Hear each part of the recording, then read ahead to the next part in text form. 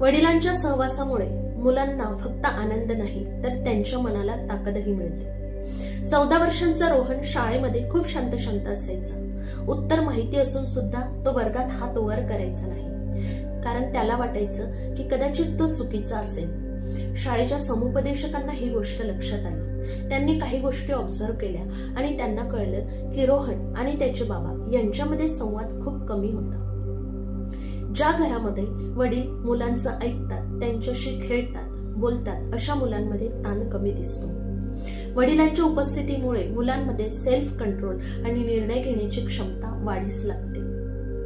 जे वडील मुलांच्या संगोपनामध्ये सक्रिय असतात अशी मुले भावनिकदृष्ट्या स्थिर, आत्मविश्वासू आणि शिस्तप्रिय बनतात. फक्त आईच नाही तर वडीलही मुलांचे आयुष्य सुंदर बनवू शकते.